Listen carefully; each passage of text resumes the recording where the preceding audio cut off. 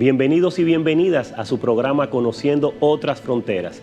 Como siempre, un programa cargado de un contenido muy interesante. Nuestro segmento acostumbrado para conocer lo que pasa en las migraciones. Y esto y otros segmentos más que traemos para seguir con ustedes conociendo las latitudes del mundo y además aportando a sus conocimientos.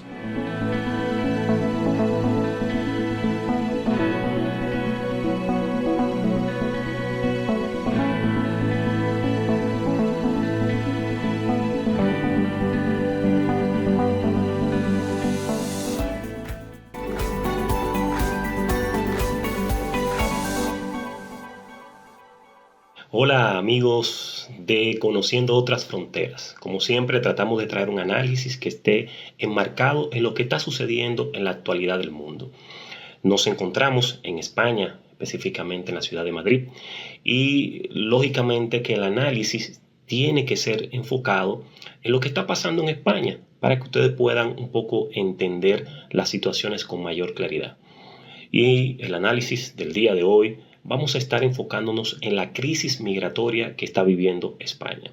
Esta crisis migratoria que no es nueva porque todos conocemos el flujo migratorio de países africanos que cruzan a través o llegan a través de las fronteras españolas, tanto de las Islas Canarias por mar a nivel de la frontera. Estos aspectos han ido preocupando en la medida que han ido pasando los años, pero el tope más crítico se ha presentado en lo que va de año. De acuerdo a las estadísticas ofrecidas por el Ministerio de Interior, en lo que va de enero a agosto de este año, el flujo migratorio ha crecido en más de un 66%. Estamos hablando que de los datos estadísticos tenidos del año pasado a la fecha, el año pasado habían llegado unas 18,000 personas a las fronteras españolas, y en lo que vamos de año ya llevan más de 31,000, lo que empuja a que antes de finalizar el año estarían rompiendo récord a nivel migratorio. Esto genera una gran preocupación en toda la población española y sobre todo por la visión de cómo se ha ido manejando el proceso a nivel del espectro político. Todos sabemos cómo en España hay dos tendencias importantes a nivel política. Una es la de la visión socialista que encabeza el Partido Socialista, que hoy está en el gobierno con su presidente Pedro Sánchez, así como esa visión conservadora que encabeza el Partido Popular y una extrema derecha encabezada por Vox. Estos partidos de extrema derecha han estado teniendo una posición totalmente radical a la llegada de migrantes a España. Y además de eso, se han opuesto desde el Congreso a las medidas de reformar la ley de extranjería que busca fundamentalmente tratar de resolver medianamente algo que ha estado preocupando a los países, a las provincias receptoras de migración, como en este caso Isla Canaria, Melilla y Andalucía, que es donde llega un mayor flujo de migrantes. La situación es que lo que busca el Partido Socialista a través de Pedro Sánchez es que se pueda modificar la ley para que la cantidad de menores migrantes que llegan a este país puedan ser repartidos entre todas las provincias de España, sobre todas las autoridades, las comunidades autonómicas que tiene España. Esto ha encontrado una resistencia que se ha paralizado. Recordamos aquel proceso de presentación de la modificación a la ley de extranjería que se hizo en el mes de julio, que fue mayoritariamente rechazado por la oposición que reside, que vive en el espectro político de este país. La realidad tenemos que verla no solamente desde la dimensión de lo que implica la migración, que definitivamente es una gran preocupación para todos los ciudadanos españoles, pero hay elementos que debemos de analizar que están fundamentados en la realidad que vive el Estado español. Y esto lo digo por lo siguiente: todos sabemos que una de las grandes fortalezas que tienen los países europeos y sobre todo España es el famoso estado de bienestar, que ha sido sobre lo que se ha sustentado el desarrollo y el avance de la calidad de vida de las poblaciones españolas. Y un aspecto importante es que este proceso al estado de bienestar que se le llama, que es el sistema de pensiones, uno de los mejores del mundo, comienza a entrar en crisis. Y esto por algo elemental. Y estamos hablando que la gran cantidad de personas envejecientes que tiene este país ha ido superando el número cada año. Y no así ha tenido una relación vinculante con la cantidad de personas jóvenes que pueden trabajar para sustentar este sistema de pensiones. Y simplemente vamos a colocar algunos datos para que ustedes puedan más o menos entender. En lo que estamos hablando del año 2022, España llegó a unos récords de más de 133% de la población que creció con relación a la cantidad de edades relacionadas más de 64 años en adelante. Esto, cuando lo analizamos, es en función de la cantidad de personas jóvenes en edad productiva que tiene. Un récord desde el punto de vista porque nunca se había visto en más de 23 años un crecimiento tan exorbitante de la cantidad de personas mayores de 64 años. Y uno de los ejemplos que pudiéramos citar es cómo creció, de acuerdo a las regiones autonómicas de España, ese envejecimiento. Cuando hablamos de Asturias, creció 240%. Cuando hablamos de Galicia, creció un 213%, y en el caso de Castilla y León crecieron un 211%. Una cosa extremadamente impresionante, lo que impacta directamente en las posibilidades de preservar este sistema de pensiones con mira al futuro. Y esto se relaciona con un dato muy interesante y muy duro. Y estamos hablando que la natalidad alcanzó en el 2021 la menor cifra de toda la historia de España. Estamos hablando de unos 338.532 nacimientos, que equivale a un 39% menos que hace una década. ¿Qué implica esto? Estamos hablando que las debilidades comienzan a enfrentarse y presionan el sistema de pensiones, por lo que para muchos analistas, y ya dicho por la propia ministra de Interior, para que pueda sustentarse el sistema de seguridad de España necesita un promedio de 300.000 migrantes al año. De la única manera que se puede garantizar que este sistema pueda ser funcional y que no colapse en el transcurso de los años venideros por la debilidad que tiene de personas que puedan seguir sustentando y alimentando el sistema de pensiones. Ahora bien, ¿qué se está planteando el gobierno español para poder resolver esta situación? Han planteado una metodología, si se quiere, o una figura, que es la de fomentar la migración circular. ¿Qué significa la migración circular? Son acuerdos que se llegan con los países que más migrantes aportan a España, entiéndase los países que vienen de África, los que vienen de América Latina, que tienen mayor cantidad de circulación de migrantes irregulares en España. Y esto lo que busca es que se puedan contratar por 4 años, de manera que ellos puedan seguir retornando a sus países, pero de esta manera, de forma organizada, poder seguir aportando al sistema de pensiones, pero a la vez también garantizar que no tengan que transitar por las vías irregulares que implican tanto riesgo para la vida de estos migrantes, sobre todo aquellos que tienen que utilizar el mar para llegar a Isla Canaria. Y además, las propias redes vinculadas al crimen organizado que se nutren de la migración ilegal hacen un daño enorme a las familias y además generan todo un episodio muy triste para estos migrantes que quieren realmente avanzar y desarrollarse. Lo real es que todo esto implica un gran reto. Y el reto, sobre todo, implica tratar de ver cómo puede esto lograr reducir la cantidad de migrantes que llegan específicamente a las ciudades de mayor cantidad vamos a decir, de mayor cantidad de migrantes, que es el caso de Isla Canaria y otras como Ceuta y Melilla, y además la misma comunidad autonómica de Andalucía. Y simplemente vamos a citar un dato para que ustedes tengan una idea de cómo ha ido creciendo en lo que va de año. En lo que va de año, la migración que ha llegado a Isla Canaria se ha incrementado en más de un 126%. ¿Qué significa esto? Estamos hablando que pasaron de haber llegado unos 9.864 migrantes relativamente y de forma irregular a unos 22.304 migrantes en lo que va de año. ¿Qué implica esto para otras zonas, como el caso, por ejemplo, de Melilla? Por ejemplo, un 173% de crecimiento en términos de la migración que ha llegado. Esto definitivamente es una condición que no puede seguir sustentando España, más cuando todavía no recibe definitivamente un aporte importante de la Unión Europea para tratar de resolver esta situación. Y lo que está buscando España dentro de las negociaciones es tratar de que la Unión Europea, de igual manera, a todos estos menores que están llegando no acompañados a España puedan ser repartidos entre las ciudades europeas para ir reduciendo el peso que tiene esto para la economía española y sobre todo para la sociedad española. ¿Qué es lo preocupante de todo esto?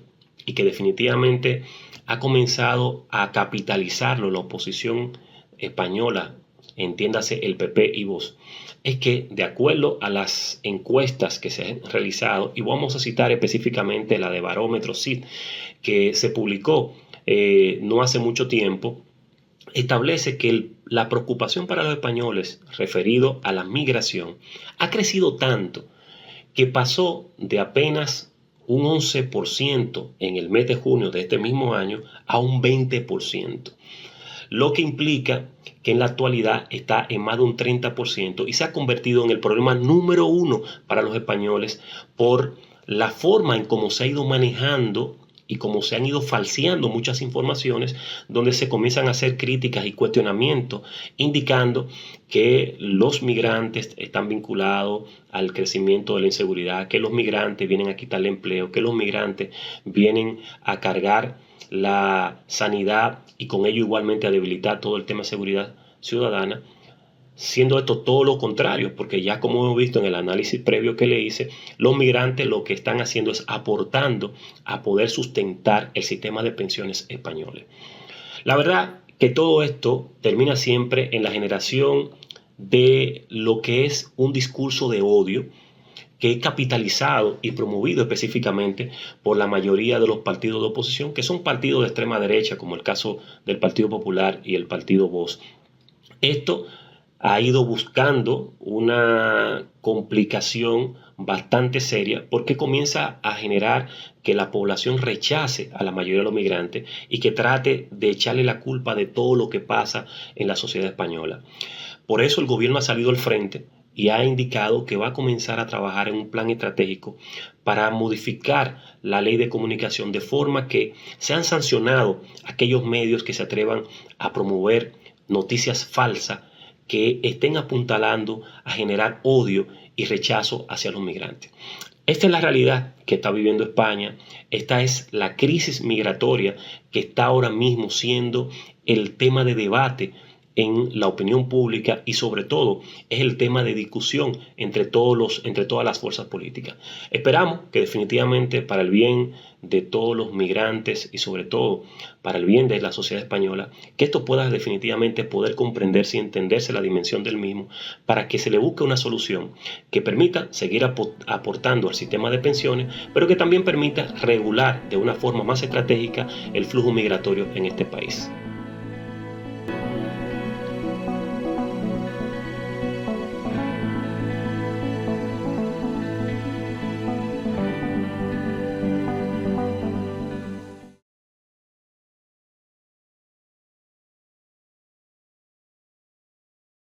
Voz es deporte. Los tres fueron fundamentales para el éxito de los Medias Rojas de Boston. No ganar el título es un fracaso total. Y eso debe ser una prioridad del movimiento deportivo. Porque realmente los juegos son del Comité Olímpico Dominicano. De los máximos goleadores en la historia de selecciones.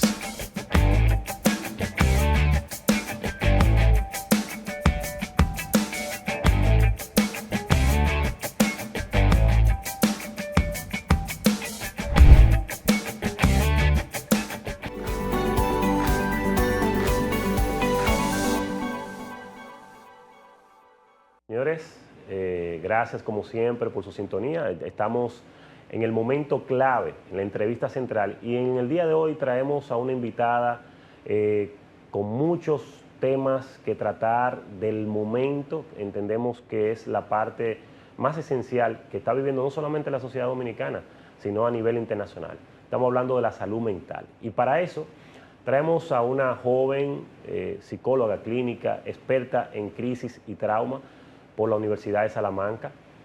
Y además de eso, una gran trabajadora de colectivos vulnerables como la comunidad LGBTI. De ella hablamos, de Sara Esther Gómez Coco. Bienvenida a tu programa Conociendo Otras Fronteras. Muchas gracias, José Luis. Un placer para mí compartir con ustedes. Sara, yo creo que, como decía hace un rato, el tema obligado ahora mismo en la sociedad dominicana, que preocupa a muchas personas porque era algo que no se veía con mucha frecuencia, o quizás ya existía, pero no se visibilizaba tanto como en estos tiempos. Y estamos hablando del tema de la salud mental. Si tú pudieras explicar a nuestros televidentes en qué consiste la salud mental, ¿a qué nos referimos cuando hablamos de salud mental? Bueno, cuando hablamos de salud mental nos referimos a la relación de equilibrio que existe entre un individuo y su ambiente y poder contar con las herramientas necesarias para poder lidiar con situaciones de estrés. Yo creo que es interesante, Sara, que dentro de todos estos aspectos que tienen que ver con esto, y tú como experta en la materia, que pudieras explicarnos cuáles son las causas que hacen que se pueda generar algún tipo de trauma que atente contra la salud mental de las personas. Mira, primero creo que es muy importante destacar que lo que hace que se genere un trauma es la falta de herramientas ante este evento traumático, valga la redundancia. Muchas veces el trauma se genera porque no contamos con un entorno que nos favorezca poder integrar esa situación o poder recibir ayuda a tiempo. Entonces, cuando ocurre este evento, hay como una ruptura entre el individuo, la situación que ocurre y mi relación con el mundo a partir de ese momento. Tú sabes que de todo esto siempre a nosotros nos gusta, y sobre todo, este es un programa que se caracteriza por llevar conocimiento. Y yo sé que existe muchísimo trauma, hay muchísimos factores, como ya tú has explicado, que pueden generar que una persona pueda caer en dificultades en términos de su salud mental.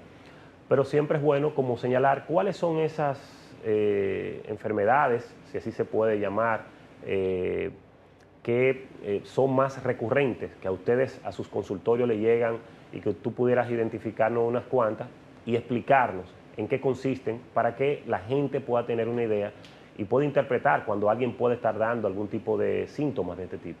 Pues mira, me parece una pregunta muy interesante porque mayormente tenemos una visión más enfocada hacia el modelo biomédico y por eso hablamos de enfermedades, pero no necesariamente tiene que ser una enfermedad. Sí, los trastornos existen, pero muchas veces nos gusta hablar a nosotros los conductistas más sobre conductas desadaptativas o patrones conductuales problemáticos. Esto quiere decir que estas personas, independientemente del trastorno o del diagnóstico, carecen de las herramientas para poder lidiar con sus emociones. Mayormente lo que yo más veo es ansiedad y depresión. Creo que es como, vamos a decir, la epidemia de este siglo.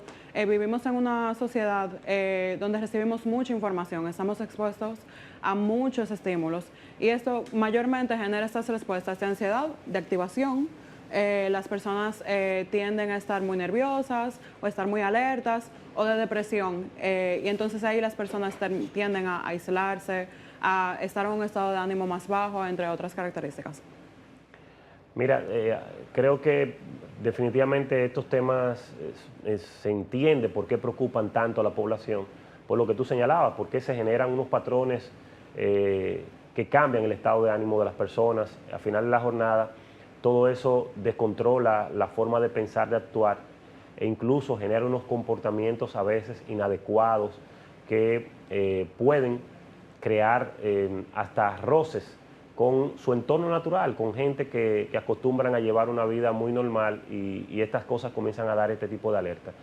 ¿Cómo nosotros pudiéramos identificar, partiendo de lo que tú estás señalando, pudiéramos identificar cuando una persona necesita ayuda psicológica?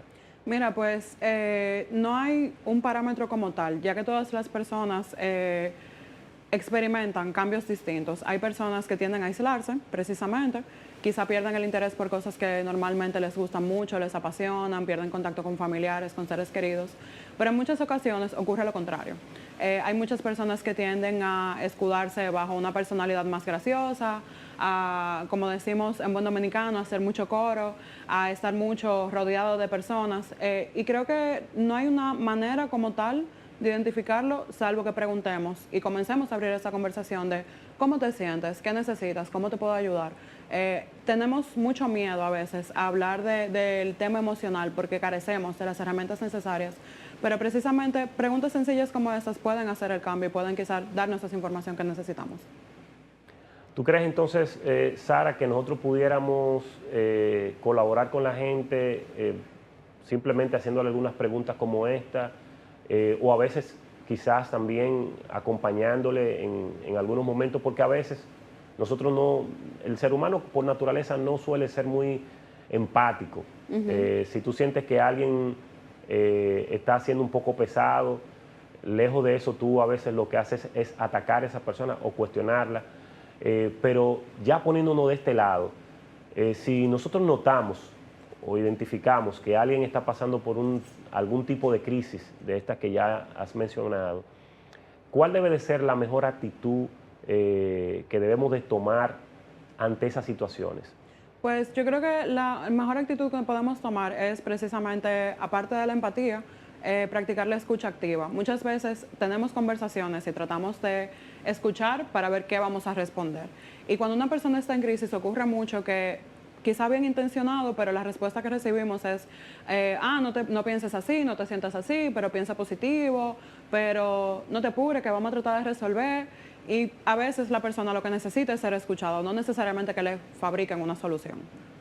Mira, qué interesante lo que tú estás planteando, Sara, porque normalmente siempre uno está buscando darle respuesta y animarlo, incluso incentivarlo, decirle, mira, todo anda bien, como tú señalabas, o confía en Dios, o tú verás que las cosas van a superarse, pero normalmente nunca uno toma la decisión de hacer silencio y solamente escuchar y hacerse parte, quizás si se quiere, del escenario, de ese escenario de preocupación que puede tener esa persona con el silencio.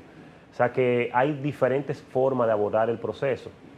Tú sabes que algo que me llamó mucho la atención, y es que en psicología clínica yo sé que existen muchas escuelas, la del conductismo, como tú mencionaste, hay otros que son psicoanalistas, pero tú mencionaste que eres de esa escuela del conductismo. Entonces, quizás para nuestros televidentes, cuando hablamos de esas diferentes escuelas que existen dentro de la psicología clínica, le llegan muchas curiosidades de saber cuál es la diferencia que hay entre una y otra, y por lo menos me gustaría que tú pudieras hablarnos de la tuya. Sí, claro. Bueno, primero que nada, entendemos por conducta no solamente las cosas que hacemos, sino lo que pensamos, lo que sentimos. Todo eso son conductas manifiestas o no manifiestas. El conductismo particularmente se enfoca en hacer un análisis de la relación que hay entre una persona, sus sentimientos, su ambiente, sus pensamientos, y cómo se mantiene esta relación, independientemente de que sea adaptativa o no adaptativa. Quiero decir con esto, en términos quizá un poquito más coloquial, saludable o no saludable. Y por ahí sigue. Muy bien, muy bien. A propósito de eso último que tú dices, que habla del tema de saludable, estamos hablando de salud mental y hemos mencionado las diferentes causas, las situaciones que se pueden presentar, cómo debemos nosotros apoyar o acompañar ante una persona que comienza a presentar algún tipo de situación o crisis, pero no hemos todavía abordado la parte de por qué es tan importante la salud mental, y ahí me gustaría que tú pudieras explicarnos esa parte. Bueno, yo creo que quizá para mí como profesional es un poco básico, pero nosotros no solamente somos cuerpo. Independientemente de cómo usted le llame, conciencia, alma, espíritu, nosotros estamos compuestos de más cosas. Y la salud mental es sumamente importante porque independientemente de lo que pueda pasar a tu alrededor, lo más importante es poder tener esas herramientas que tú necesitas para poder atravesar las adversidades de la vida, ya sea a través de redes de apoyo, ya sea herramientas de regulación. Independientemente de cuál sea tu herramienta que más te funciona, es muy importante poder tener un nivel de equilibrio o de bienestar, que no siempre va a ser algo estable, porque eso fluctúa bastante, pero aún dentro de esa fluctuación es muy importante saber que si en algún momento caes, o estás muy por arriba, siempre puedes volver a tu centro. Mira, esa parte que tú señalas es sumamente importante y sobre todo la gente a veces no entiende por qué es tan importante la salud mental. A veces dejamos que cualquier cosa pueda generarnos un cambio emocional y en muchas ocasiones la gente también se da cuenta que está pasando por algún tipo de crisis, pero se resiste a tener un acompañamiento profesional. Y ahí me gustaría que tú pudieras explicarle a la gente por qué es importante aceptar un acompañamiento profesional cuando tú estás pasando por situaciones complejas que muchas veces salen de tu control. Bueno, precisamente como mencionas, como salen del control de uno, hay situaciones que sobrecogen a las personas y no necesariamente tenemos todas las herramientas que necesitamos. El acompañamiento profesional es sumamente importante porque precisamente como yo trabajo en terapia, es como un tipo de espejo. Yo no tengo la respuesta la tienes tú, pero quizá tú no la tienes a la mano y simplemente mi trabajo es tratar de ayudarte, encaminarte o de alumbrarte un poquito para que puedas ver por dónde vas a caminar y qué realmente es lo que tú necesitas. Mira, dentro de nuestra sociedad y a nivel internacional, Sara, hemos visto en los últimos años, después de la pandemia específicamente, un incremento importante de personas que se han estado suicidando. Estos aspectos eran muy normales en la sociedad desarrollada, sobre todo en Europa, incluso en Japón.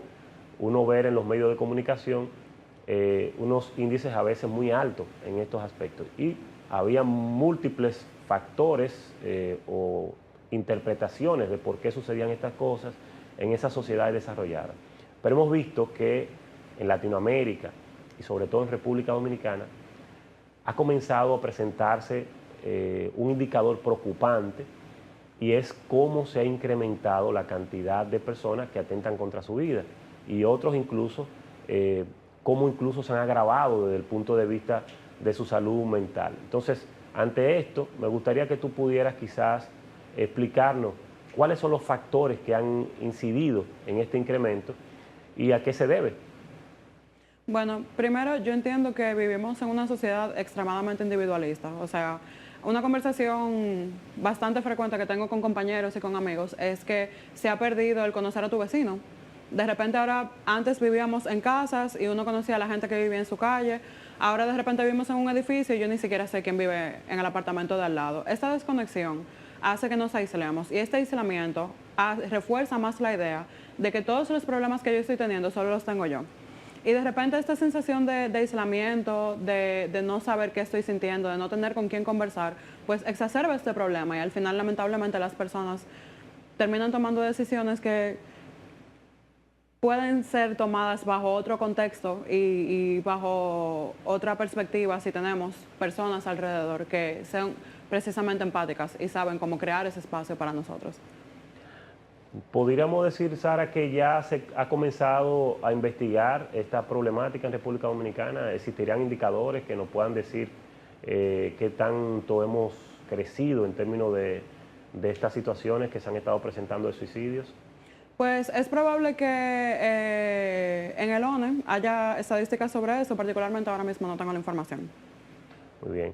Tú sabes que dentro de estos aspectos, y por eso me gustaría, Sara, que tú pudieras orientarnos un poco más, ¿qué tú les recomendarías a nuestros televidentes de qué debe de asumir o qué debiera de hacer para, primero, evitar salir de control en términos de su salud mental y en el caso de que algún familiar o amigo cercano pudiera estar atravesando por alguna crisis de estas que ya tú has mencionado, cómo pudiera apoyarle, abordarle y acompañarle para superar esto? Pues primero entendiendo que esta persona está en un contexto favorable para poder crear ese ambiente de una salud mental óptima.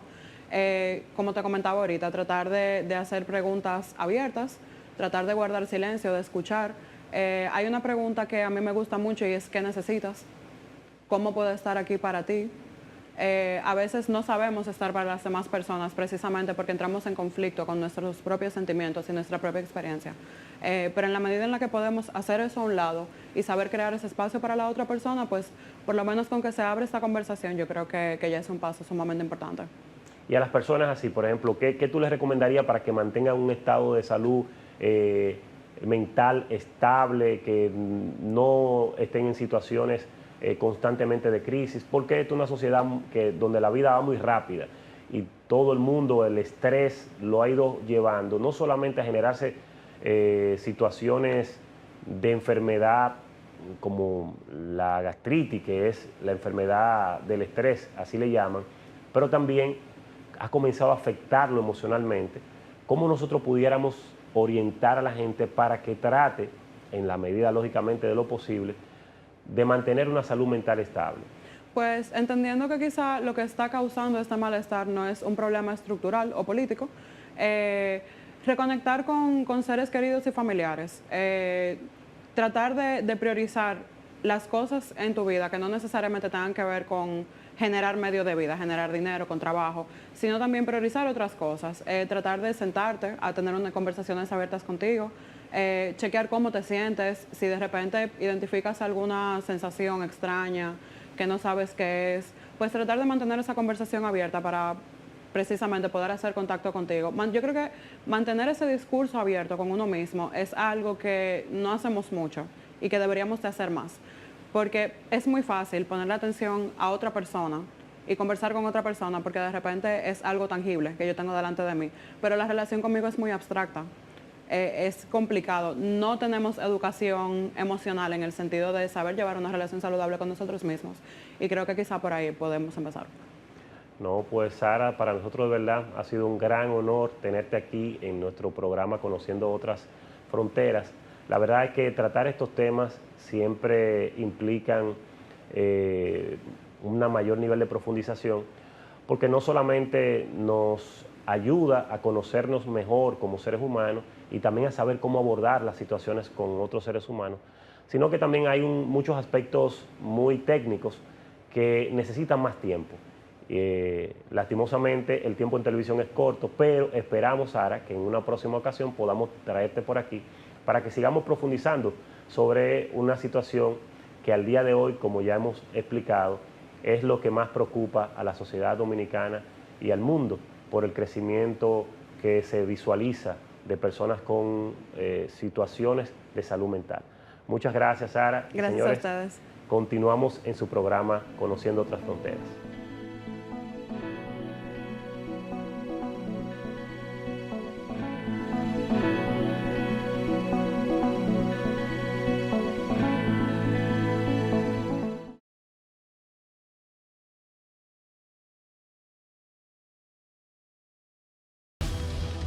El mundo, sus complejidades, cultura, datos curiosos. ¿Te suena raro todo esto? Te invitamos a que conozcas más en Documentales VMN. Vívelos por Voz Media Network.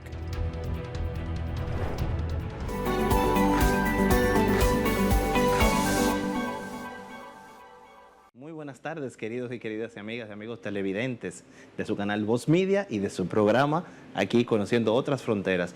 Una vez más, bienvenidos sean a un episodio, esta vez de Panorama Económico. El día de hoy va a ser un panorama económico interesante porque vamos a estar haciendo brevemente un comentario y un ejercicio de economía política en tiempos de cambios geopolíticos, geoeconómicos, y obviamente nos trae a colación el tema de la reforma tributaria, vamos a decir. Y como todos ustedes ya me conocen, vamos a comenzar diciendo un poco de la conceptualización de estos términos, que muchas veces economistas, no economistas, he escuchado que confunden estas dos cosas y la realidad es que la población necesita conocer. Lo primero es que las reformas son obviamente cambios en la estructura, en la forma, un sinnúmero de cualidades, pero vamos a quedarnos ahí. En términos ya de lo que tiene que ver con el término impositivo, podemos ver que se utiliza reforma fiscal y reforma tributaria como si fueran lo mismo y no lo son. Por lo siguiente, la reforma tributaria es o contempla lo que es una modificación de la estructura, la composición de los impuestos, en términos de qué impuestos se van a pagar, cuáles impuestos no se van a pagar, en qué medida, qué porcentaje baja, de qué se está buscando con este tipo de impuestos. Y básicamente con la reforma tributaria lo que se busca es ampliar las recaudaciones tributarias del Estado. Básicamente es eso es lo primero. Y de una forma u otra querer buscar un mayor enfoque económico o de estimulación económica a un sector específico. Ahora, en términos de reforma fiscal, estamos hablando plenamente a la modificación de todo el aparato jurídico que conlleva los impuestos a nivel de un país. Y no solamente los impuestos, porque quedaremos cortos, pero vamos a enfocarnos solamente en eso. En ese sentido, ¿qué se esperaría que se cambie? Lo que son el código tributario, las leyes que tienen que ver con esto, las normativas, vamos a decir también los decretos, entre un sinnúmero de cosas. ¿Y qué se busca con esto? Estimular la economía en términos generales, ampliar obviamente y actualizar o modernizar realmente lo que es una estructura impositiva y fiscal de un país y una nación. En este sentido, en República Dominicana, al día de hoy lo que nosotros estamos teniendo es una reforma tributaria, si nos basamos en esta definición que este servidor les está prestando. Y esta reforma tributaria, como ustedes pueden ver y que les he venido diciendo, debería buscar incentivar más bien la economía. Y antes de eso, vamos a ver una cosa. ¿Qué dice el Centro Interamericano de Administración Tributaria? Que es un centro en el cual se creó en 1962, básicamente en Estados Unidos, luego se puso su sede en Panamá. República Dominicana es miembro desde ese tiempo. Y es un centro que sugiere que algunos de los principios que deberían respetar un sistema tributario ideal son justicia y equidad en el conjunto de los tributos, la estabilidad, que sea previsible y brinde seguridad jurídica, neutralidad, o sea, en ese sentido que promueva y diga, bueno, que no afecte de todo a la economía sin tener un salvoconducto en ese sentido. Suficiencia, simplicidad, comprensible, certeza. Al final de cuentas, estos conceptos vamos a quedarnos con el de certeza, sostenibilidad, equidad y previsibilidad en ese sentido. ¿Por qué? Porque estos conceptos son, vamos a ver, lo más importantes a la hora de ver esto. Cuando nosotros analizamos entonces el proyecto de la mal llamada o denominada reforma fiscal, que debe ser, en términos de lo que nosotros consideramos, reforma tributaria, en ese sentido, vemos que se hizo un ejercicio de poca economía política. ¿Qué utiliza la economía política? Como toda ciencia social y humana, utiliza el método científico como principal fuente de poder dar sus frutos brindar a la sociedad dominicana y al mundo en general mayores certezas de cuál es el panorama y de qué país queremos. Entonces podemos ver que un país en el cual es un país abierto, es un país que recibe 10 millones de turistas ya oficialmente, aparte de eso se encuentra muy conectado con diferentes puertos internacionales, hub logísticos, se estaba refiriendo a principios, mediados de este año, la revista Mercado, a través de DP World, que es una inversión emiratí en República Dominicana, recibe mayormente de Centroamérica y es un puente bastante importante, o sea, es un puente bastante importante de República Dominicana con Centroamérica y el mundo en términos generales.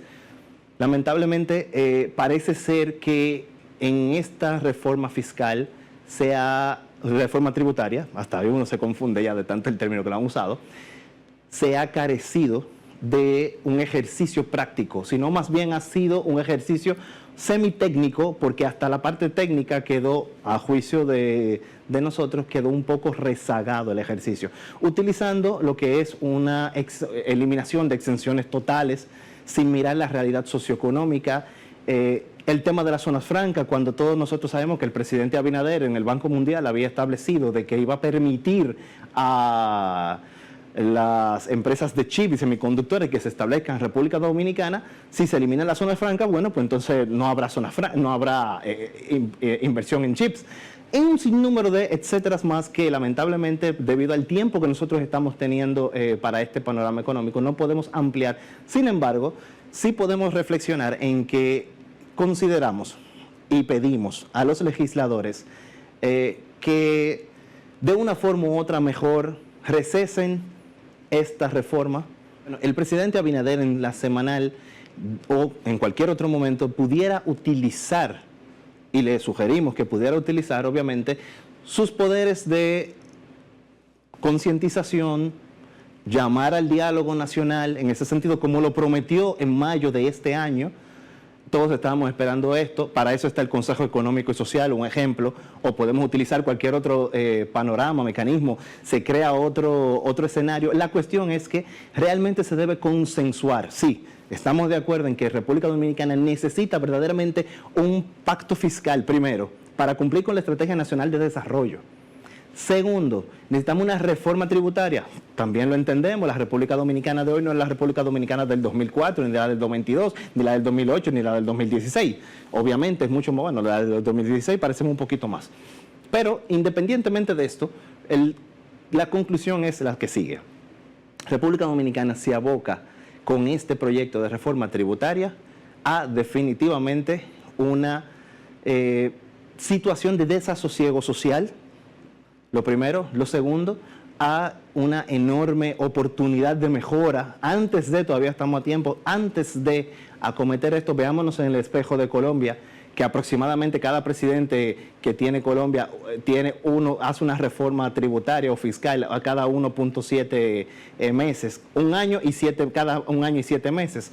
Entonces ya ustedes pueden saber, mis queridos amigos. Esperamos, Dios mediante, que esto breve pero conciso comentario acerca de la reforma tributaria sea de su agrado. Quedamos atentos a sus comentarios. Aparte de esto, también ponemos nosotros este escenario que ustedes tienen acá y nuestro servicio también para aportar al debate, a la propuesta, y les deseamos feliz resto del día. Sigan sintonizando su programa, conozcan o conociendo otras fronteras y Voz Media. Buenas tardes.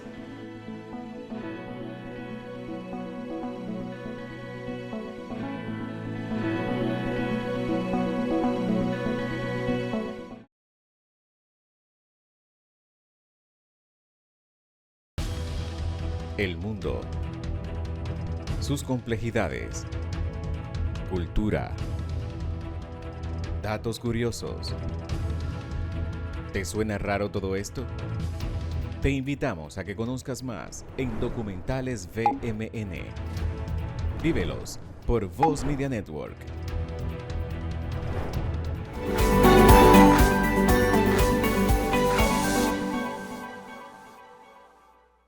Las tendencias de las migraciones, las informaciones de cómo poder viajar de forma segura, es uno de los aspectos que siempre tocamos aquí en nuestro programa Conociendo Otras Fronteras. Y para ello tenemos a nuestra experta Erika Viola en Un Cruce Legal. Buenas tardes, bienvenidos todos y todas a esta nueva entrega de su segmento Un Cruce Legal. En la tarde de hoy tenemos un interesantísimo tema para todos los dominicanos. Pues entendemos que España es uno de los primeros lugares en los cuales los países piensan, los dominicanos o específicamente piensan migrar cuando tienen alguna necesidad o interés en vivir fuera del país. Bueno, pues esta tarde le vamos a comentar sobre los requisitos que necesitan los ciudadanos dominicanos para residir legalmente en España, que es parte de la Unión Europea. Bueno, pues España tiene diferentes tipos de vías para tú migrar con residencia. En el caso de dominicanos, tú puedes obtener la nacionalidad si eres hijo de un ciudadano nacional español, o de la otra forma que puedes entrar al territorio español legalmente es por residencia.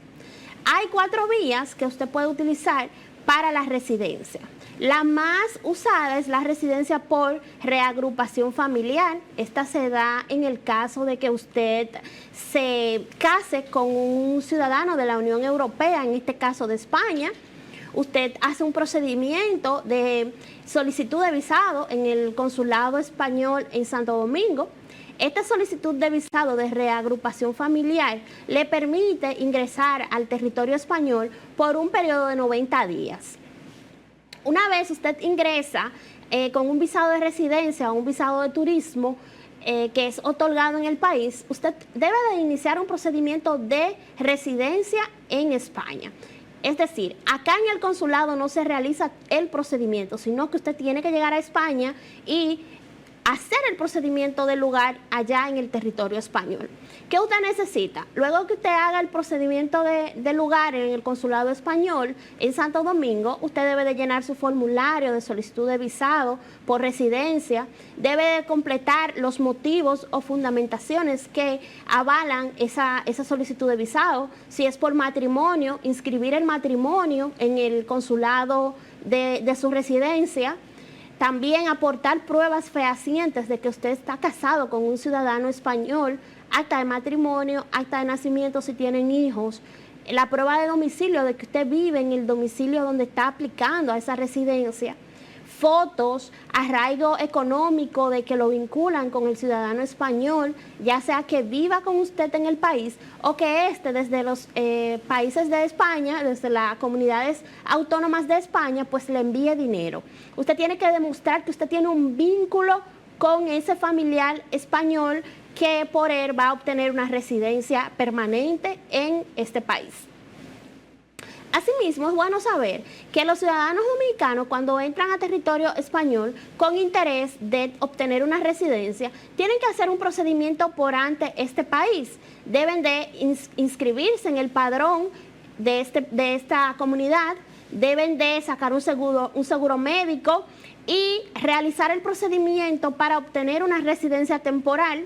Esta residencia, en los plazos varían de acuerdo a las circunstancias que tenga el ciudadano dominicano luego que llegue allá.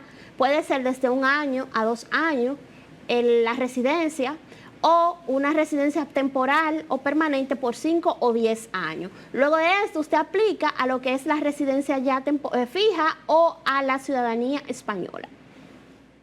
Además del procedimiento de residencia por matrimonio, tenemos otro tipo de residencia cuando usted ingresa al territorio español. Usted puede obtener una residencia por trabajo. Para aplicar a la residencia por trabajo, debe de obtener un contrato de trabajo en su país. Usted no puede llegar a España a solicitar trabajo para hacer un proceso de residencia por trabajo. Usted debe desde acá, desde el país de residencia, solicitar la visa de trabajo y aportar al consulado la evidencia, como es el contrato de trabajo que le está esperando allá en España. Asimismo, hay otro tipo de visado, que es el visado de estudio. Usted puede aplicar a una visa para estudiar en España. Tiene que ser una universidad reconocida por el país para poder ofrecerle una residencia de estudios. Igual hay una residencia por arraigo, que es el procedimiento especial y exclusivo, en el cual si usted entró con un visado de 90 días y se quedó por más de 3 años de manera irregular en lo que es el territorio español, usted puede aplicar a un visado de residencia por arraigo. Este visado usted tiene que aportar la evidencia de que usted está de manera ilegal, que se quedó con visa en España por más de 3 años. Tienes que estar inscrito en el padrón del domicilio donde usted viva, tiene que tener un contrato de trabajo, alguien que le dé un empleo para poder aplicar a este visado también de residencia. Tiene que aportar la prueba de que usted ha hecho una vida en España. Tiene que aportar recibos de luz, recibos de pagos. Tiene que aportar también arraigo social, de que usted ha estudiado el idioma, la cultura española, entre otros. Estos son los procedimientos que ofrece España en todo su conjunto para que ciudadanos dominicanos puedan residir legalmente allá. Es bueno saber, además, que todo trámite se debe realizar primero con un visado de 90 días para entrar al territorio español. Usted no puede irse de acá sin un visado hacer un proceso de residencia en este país. Usted tiene que hacer un trámite en el consulado del territorio donde usted viva a los fines de poder allá aplicar esta residencia.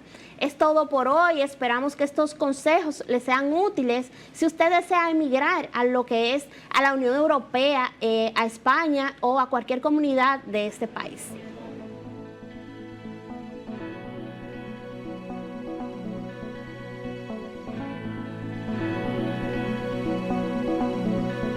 Señores, hemos llegado al final del programa del día de hoy.